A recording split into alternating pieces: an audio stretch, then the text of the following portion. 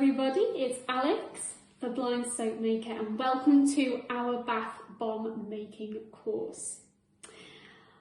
The fragrances and the colours will differ depending on what you choose. Here is the eco-friendly box that you will also be getting. It has the Blind Soap Maker label on it, and I will show you what you'll be getting inside. So when you open your box, you should find your colourant and your fragrance. Today we're making mint chocolate chip, which is why it's a lovely green colour. You'll be getting a bag of corn flour, sodium bicarbonate and citric acid. You'll be getting a mould.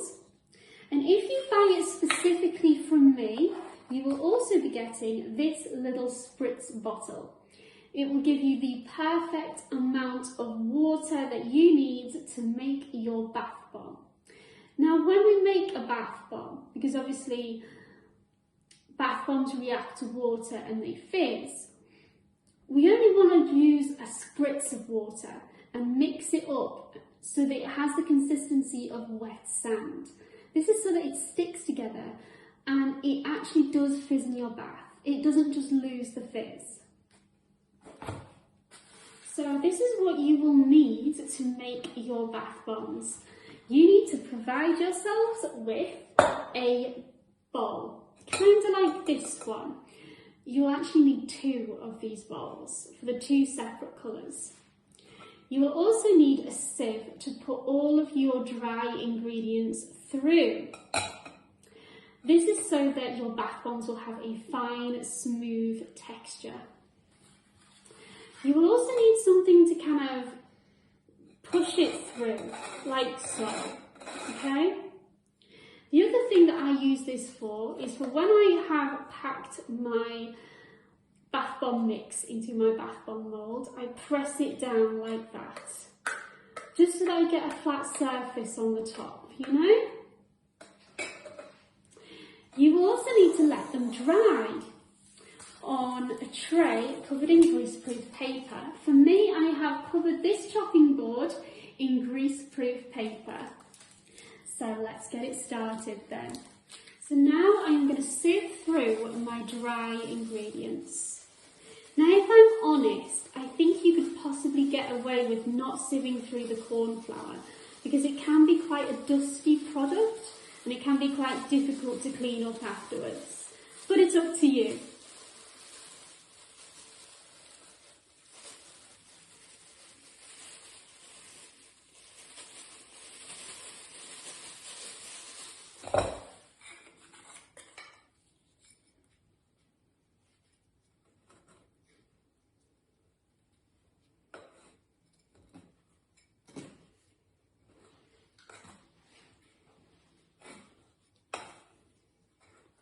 So now I am uniformly mixing my bowl of the 3 ingredients. What I tend to do is I tend to put my hand all the way down to the bottom of the bowl and then lift and fold it on top of all the other ingredients. And in that way, I definitely get a uniform amount of all 3 products mixing in with one another. Okay, now I'm going to get my other bowl and pull it over to this bowl. I'm going to use the moulds provided to measure out about 1/5 of this mixture. So that's about 2 of these moulds full of the mixture. Not heaped ones though, just full enough like this, if you can all see.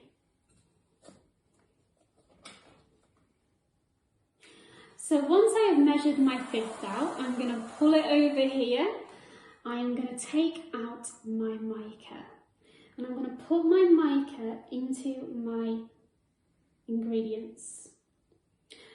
When I mix this up, it's not going to look too bright. But once you've added water, it's going to look much, much brighter. Now, when you make a bath bomb, it's not that great to have 2 deodorant in, you might come out your bath looking a bit like either a blue or green Smurf. The other thing that I'm going to do to make sure that the bath bomb looks absolutely gorgeous and really interesting is I'm going to take this coloured aspect of the product and I'm going to put it round the outside so that it looks really interesting but doesn't make you look like a Smurf when you get out of the bath. So as you can see, this is green. To me, it's not very different at all. In fact, I can't see the difference. But believe me, this pale green will be green enough in your bath bomb. It will be enough. But this is what you're aiming for. So now I'm going to add the fragrance in, my chocolate chip fragrance. Now, you know how I said earlier about adding water and how you have to add water and mix it really quickly? Well, this isn't water, this is a fragrance oil, so this should be absolutely okay. So I'm going to tip it now. So as you can see, where the fragrance oil has hit, it has intensified the green colouring. Now I'm going to mix this up a little. So before I spritz this with the water, I just want to tell you that as soon as you get it to the right wet sand consistency, you have to work very quickly to get it into the moulds and splat it out onto the paper. So here we go.